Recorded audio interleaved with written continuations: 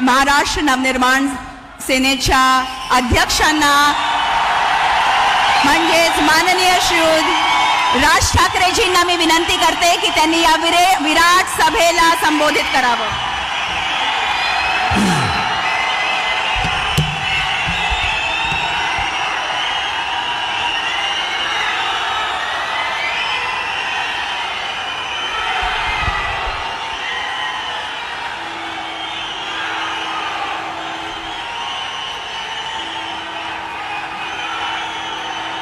पंडित जवाहरलाल नेहरू याच्यानंतर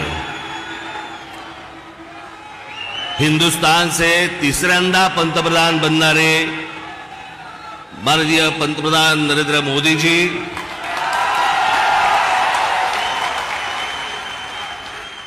सन्माननीय व्यासपीठ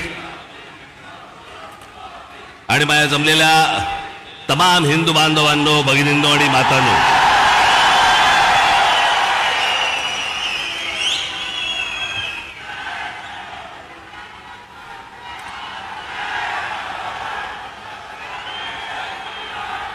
मोदीजी आपण मुंबईमध्ये याच्या अगोदर अनेकदा आलात, पण बरोबर 21 वर्षानंतर आपण आज शिवतीर्थावरती इथे आलात. मला आजही आठवते त्यावेळेला आपण इथे कमळामधनं बाहेर आला होतात आणि 2014ला आपण कमळ बाहेर काढलं.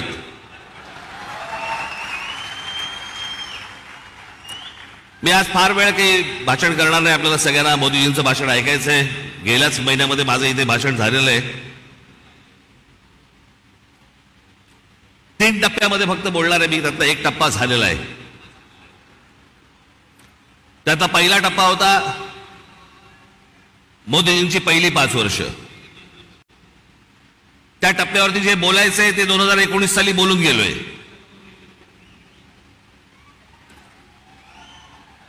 ओरली आता गेली 5 वर्ष. मला असं वाटतं आता देवेंद्रजी, मुख्यमंत्री अजितदादा, इतर सर्वांनी, उद्धव ठाकरे, शरद पवार आणि इतर सर्व माणसांवरती वेळ घालवला. मला असं वाटतं त्यांच्यावरती बोलायची गरज नाही. जे सत्तेतच येणार नाहीये त्यांच्याबद्दल आपण का बोलतो?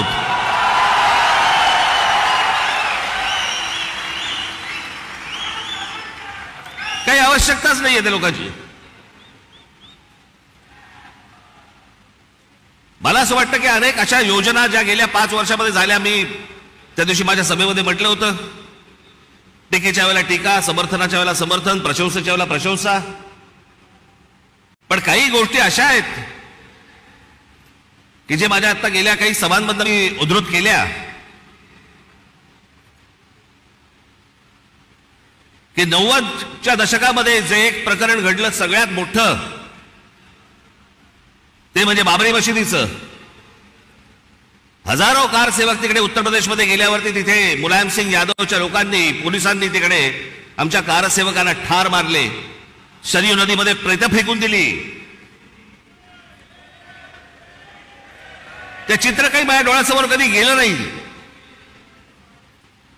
आणि ज्यावेळेला बाबरीचा ढाचा पडला त्याच्यानंतर ते राम मंदिर बनवू मनात असं आलं होतं की कधी हे बनणार नाही बहुधा. पण मोदीजी, मी आपल्याला खरोखर धन्यवाद देतो की आपण होतात म्हणून ते राम मंदिर होऊ शकलं.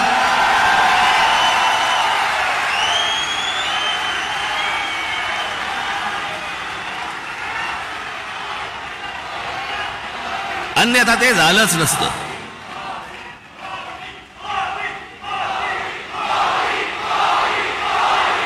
जेव्हापासून मी पूर्वीचा इतिहास, भारताचा स्वातंत्र्य नंतरचा इतिहास जेव्हापासून बघतोय तेव्हापासून एक गोष्ट कानावरती पडायची सगळ्या बाजूनी, या देशातलं 370 कलम काश्मीरमधलं रद्द झालं पाहिजे. इतक्या वर्षात जी गोष्ट होऊ शकली नाही ती नरेंद्र मोदीजींनी त्यांच्या पंतप्रधान पदाच्या कारकिर्दीमध्ये ती करून दाखवली. आज त्याच काश्मीरमध्ये जाऊन तुम्ही जमीन घेऊ शकता, जागा घेऊ शकता. तो एक भारताचाच एक भाग आहे हे आत्ता सिद्ध झालं.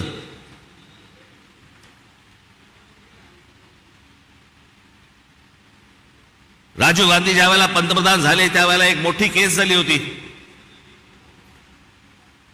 आणि एक प्रकरण सुप्रीम कोर्टामध्ये होतं आणि सुप्रीम कोर्टाने निकाल हा शाह बानो नावाची एक महिला होत्या त्यांच्या बाजूने लावला होता आणि सुप्रीम कोर्टाने तो निकाल लावल्यानंतर राजीव गांधींनी खासदारकी तो लोकसभेमध्ये बहुमताच्या आधारावरती तो सुप्रीम कोर्टाचा निकाल म्हणजे ज्या बाईला न्याय मिळाला होता तो काढून टाकला आणि त्या मुस्लिम महिलेला कधी न्याय मिळू शकला नव्हता एका छोट्या पोटगीसाठी.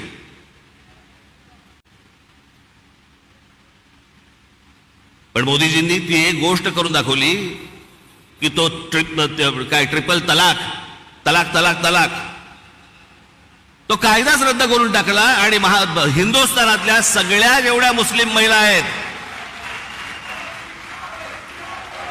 त्यांच्यामध्ये एक समाधानाचं वातावरण झालं की रात्री आपला नवरा आला, शुद्धीत आहे का बेशुद्धीत आहे माहित नाही, पण समजा उद्या तलाक तलाक तलाक बोलला तर करायचं काय पुढे, पण तो विषयच बंद करून टाकला. मला असं वाटतं की हे अनेक गोष्ट अन्नधान्य पुरवण्यापासून लस देण्यापासून अनेक गोष्टी झाल्या, पण मी ह्या सगळ्या गोष्टींना सर्वात धाडसी निर्णय मानतो. ही गोष्ट करून घेणं इतकी वर्ष जी होऊ शकली नाही ती गोष्ट मला असं वाटतं करून घेणं हे मला असं वाटतं की सगळ्यात महत्वाची गोष्ट आहे असं मला वाटतंय. अनेक योजना राबवल्या गेल्या अनेक वर्षांमध्ये. आज मोदीजी मी फक्त आपल्या समोर उभा आहे पुढच्या 5 वर्षासाठी. या पुढच्या 5 वर्षामध्ये आमच्या सर्वांच्या महाराष्ट्राच्या आपल्याकडनं अनेक अपेक्षा आहेत. त्या मला फक्त अपेक्षा आपल्या समोर फक्त बोलून दाखवायच्या आहेत. याच्यापेक्षा मला कुठचंही लंबचौडं भाषण नाही करायचंय. त्यातली पहिली अपेक्षा आहे की गेले अनेक वर्ष खितपत पडलेला मराठी भाषेला अभिजात भाषेचा दर्जा मिळावा. ही गोष्ट आपण पंतप्रधान झाल्यानंतर मराठीला तो सन्मान मिळेल अशी मी मोदीजींकडे अपेक्षा व्यक्त करतो आणि ती होईल, तितक्याच धाडसाने ती होईल अशी मला खात्री आहे.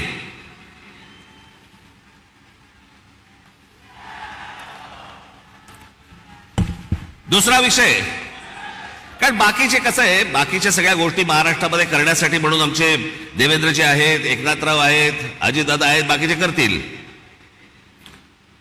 पण या देशाच्या अभ्यासक्रमामध्ये या देशावरती साधारणपणे 1000 वर्ष परकीयांनी राज्य केलं, पण त्या 1000 वर्षामधली 1400 वर्ष हे मराठा साम्राज्य होतं या संपूर्ण हिंद भूमीवरती.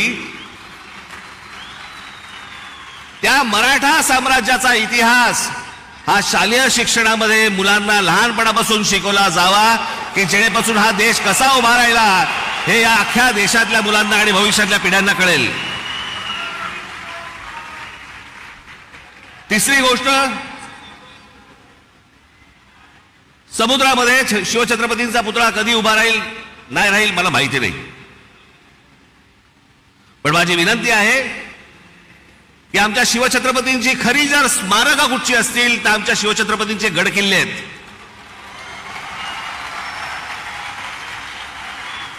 आणि या गड किल्ल्यांना पूर्वीचं ऐतिहासिक वैभव प्राप्त करून देण्यासाठी म्हणून आंतरराष्ट्रीय दर्जाची एक समिती नेमावी. भविष्यातल्या येणाऱ्या पिढ्यांना, या देशातल्या पिढ्यांना कळेल की आमचा राजा कोण होता आणि त्यांनी काय इतिहास गाजवला हे त्या आमच्या गडकिल्ल्यांवरनं कळेल. याच्यासाठी म्हणून आपल्याकडनं गोष्ट व्हावी अशी माझी अपेक्षा आहे.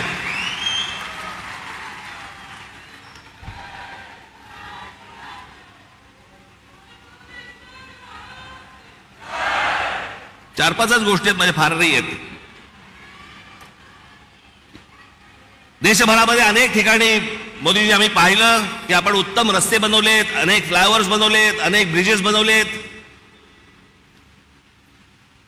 माझी आपल्याला कळकळीची विनंती आहे की गेल्या 18-19 वर्ष आमचा मुंबई गोवा महामार्ग हा अजूनही तसाच आहे, अजूनही तसाच खड्ड्यामध्ये आहे, तो लवकरात लवकर व्हावा अशी माझी आपणा सर्वांना विनंती आहे.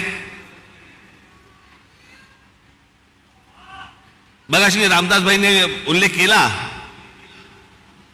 मोदीजी आपण पण आपल्या अनेक सभांमधून पण सांगितलं, पण आज जरा खडसावून सांगावं की या भारतामध्ये डॉक्टर बाबासाहेब आंबेडकरांनी जे उभं केलेलं जे संविधान आहे त्या संविधानाला कुठेही धक्का लागणार नाही. तुम्ही लावणार कधीच नव्हतात, पण जे विरोधक ज्या प्रकारचा प्रचार करतायत, मला असं वाटतं त्यांची तोंड एकदाचीच बंद व्हावीत की जेणेकरून परत त्यांची तोंड उघडली जाणार नाहीत, अशी अनेक जनतेची या महाराष्ट्रातल्या अपेक्षा आहे. या देशामध्ये अनेक करोडो मुसलमान आहेत, लाखो मुसलमान आहेत, देशभक्त मुसलमान आहेत, जे या देशावरती प्रेम करतात, जे या देशावरती खरंच त्यांची निष्ठा आहे. खरं तर सांगायची गरज नाही, पण काही मुठभर आहेत जे आज उद्धव ठाकरे आणि काँग्रेसला जे पाठिंबा देणारे आहेत ना, त्यांचा उद्देश हा फक्त गेल्या 10 वर्षात त्यांना डोकं वरती नाही काढता आलंय. आणि ते डोकं वरती काढण्याचा मार्ग कोणता, तर काँग्रेस सारखा सुलभ मार्ग नाही. याच्यासाठी म्हणून ते आज त्यांना सगळ्यांना पाठिंबा देत आहेत. पण लाखोच्या संख्येने, करोडोच्या संख्येने आज मुसलमान आपल्या बरोबर आहेत. त्याला एक शाश्वती पाहिजे, त्याला मनात आदर आहे, तो काम धंदेवाला आहे, त्याला काम करायचं या देशामध्ये, तो या देशाचा नागरिक आहे, पिढ्यानपिढ्या राहणार आहे. पण मला असं वाटतं की हे जे मुठभर आहेत, हे ओवेसी सारख्या ज्या अवलादी आहेत, यांच्या मागून फिरणारे जे लोक आहेत, यांचे जे अड्डे आहेत,